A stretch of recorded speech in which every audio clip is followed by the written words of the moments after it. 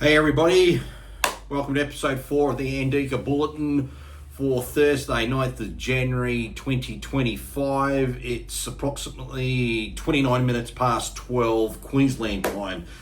So ASX 200 at the moment, we're down 43. It's pretty much broadly based on the majors, resources and banks down.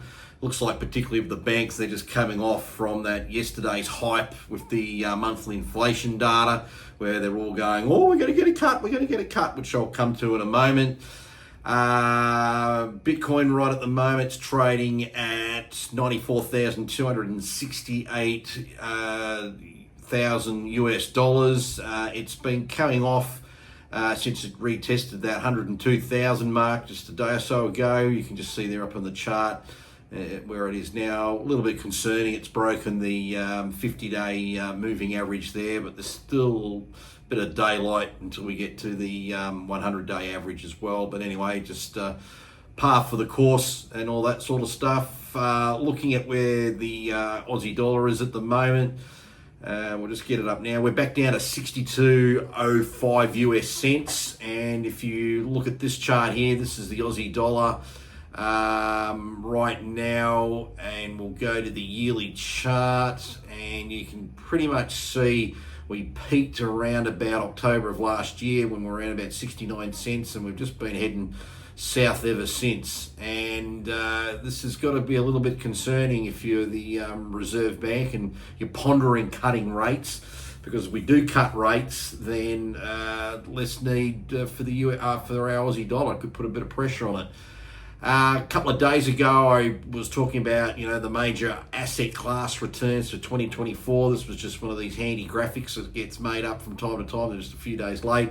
Real takeaway was what I said a couple of days ago. Bitcoin coming in at nearly 121% return for 24. Gold was pretty impressive at 27. Large cap US stocks, 23.3. That's your Nvidias, Amazons, Apples, Microsoft, those sort of companies. And then the rest of it was still notable. American small caps were at 10. US dollar index was at 7. The ASX 200, excluding dividends, that was at 7.5. So even the ASX did okay during 2024. You throw in the dividend yield, it probably takes it closer to about 12%.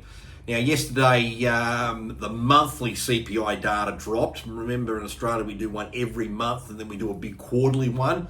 The quarterly one for the December quarter is not going to get published until the end of this month. And we've also got unemployment data to come out about the middle of this month. Now, really, the takeaway from yesterday was the consumer price index rose 2.3% in the 12 months to November 2024. That was up from 2.1. So that's what we call the headline rate. And we then go and check down here, though. This is the one the RBA like to look at. The annual trim mean inflation, however, was at 3.2% in November. That was down from 3.5% from October. Now, that's the one they like to focus on there. We can just get a quick look graphically of what it looks like here in terms of where inflation's been. And you can see we did peak roughly in December 22, and we have been coming down.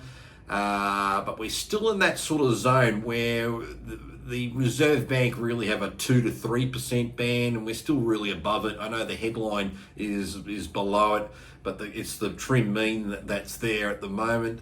Looking at where some of the the inflation's coming from, it's pretty easy to quickly just go down the list of things. Unless you're a smoker, tobacco, was up a bit, 12% for the same period from November last year to this year. That's all the excise taxes that happened there, and alcohol is up 4% of that. Looking down here, housing rents are still sticky. Remember, we've got a housing crisis still, and rents are still going up. 6.6%. I love looking at this electricity percentage, down 21.5. Yet we have these idiots in government who are going on a complete green charade to go to renewables, which if you've just even got the IQ of bacteria, you know that if you're going to bank your entire power grid on what the weather is like, you're going to realise it's not going to be very reliable. Surprisingly, solar doesn't work at night, and when it don't blow, there's no wind power as well. But we've got these idiots that want to push into that, and of course they have to build over capacity. It's not that they need to say coal-fired power station at 1 megawatts. It pumps out that amount of power, therefore we only need enough wind turbines equal the same. No. What we do is we go build 10 times that amount, 15, because we know the wind's not always going to blow, and we scatter them all over the place. And then, of course, we have to then spend enormous amounts of money on building more poles and wires. Did you know 40 cents in your power bill today, 40 cents in every dollar that you pay in your power bill today is attributed to paying for the poles and wires of the transmission? And at the rate we're going, in the next 10 years, that'll go to 80 cents in every dollar. So it's actually not electrons you're paying for. Electrons that are making me record, not making me, but allowing me to record this video and talking to you, to upload it onto YouTube, to have the internet. That's electricity. They're called electrons. We're actually going to get to the point where we're actually going to be paying more money so we can transport said electrons, because we put all this renewable shit out in the outback, because hey, nobody wants to put wind turbines in front of Surfers Paradise or down in Bondi Beach, and we've got this amazing fit about nuclear because we think, oh, it's so bad, because the Labor Party think we're so stupid, we're all going to get 3 eyes. Hey, but we're happy to sign up our sailors to nuclear subs. They're safe. I mean, it's just insane what goes on here in that respect. Now, back to interest rates. This is where it's getting on with insanity. These are the government bond yields right now, going out 2, 5, 10 and 15. Basically, what you need to look at here is the yield there on the 2 years at 3.9%. Our cash rate is at 4.35. So what that tells me is between now and the next 2 years, rates are coming down. And then even at 5 years, they're still going to be lower than where they are now.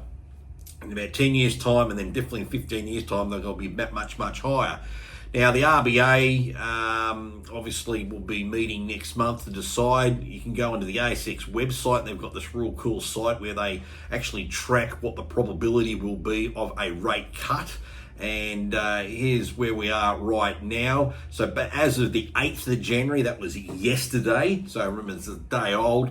The ASX 30-day intrabank cash rate futures for February 25 contract, they were trading around 95.73, which, when you mungle it all together, I won't go into the math, indicates a 78% expectation of an interest rate decrease to about 4.1% at the next RBA board meeting. Now, that could happen. I don't know. Between now and that time frame, who knows what goes through. So basically, they're really saying at the moment there's a 3 in 4 chance of a rate cut, or a 1 in 4 chance that there won't be a rate cut. Personally, I think it's probably not there yet, but who knows? Politically, if the RBA do announce a cut, remember when they cut interest rates, your bank takes forever to pass them through to you, but your bank that is paying you savings or paying you a TD rate, they'll cut them straight away and screw you there, but they'll make sure your mortgage will take 3 months to flow through. But when you look at Australia's cash rate compared to a lot of other countries around the world, in comparison, the Americans, they're at 4.5%. We're at 4.35. United Kingdom is still at 4.75, so they're higher than us. Canada's interest rates are a lot lower. They're at 3.25, but they've got a lot of problems over there. China's at 3.10, but they make stuff up along the way, and you can sort of see there's a few more there. Japan's still at 0.25%. I mean, 0.25% is the Japan interest rates. Kiwis are at 4.25%. They're only 10 basis points lower than us. So when we hear these people go on about, oh, the RBA is not cutting, but everyone else around the world, all they've done is the rest of the world's coming close to where we already are. So that's all it is. We didn't go up a whole heap like a lot of other countries did, and then, of course, they've come down. So we're just really coming within that zone. Anyway, that's a quick wrap there. I know it's a little bit of a spray about other things, but at the end of the day, you need to think these things that aren't necessarily on the ticker, that's on the screen that, you know, you and I watch, the stock prices and that sort of stuff. There are many factors externally that go into affecting all these things, and particularly in our country, we've got a big cost of living problem there. You know, the fact that electricity, when we go back to the statistics here, and they said it was down 21.5%. Oh, awesome. But again, we're rebating people money to compensate for the fact their power bills are so high. Had we not went about the way we're going and actually thought about it and decided to do it properly and take time, we could have adjusted it. But no, we need to go follow the green religion to the point of measurements of insanity, and then the government has to then bribe you with money so your power bills are kept at a reasonably level. I don't know about you, but I pay about $300 a month for power, and I work from home. How do you feel if you're running a coffee shop, let alone a light industrial business?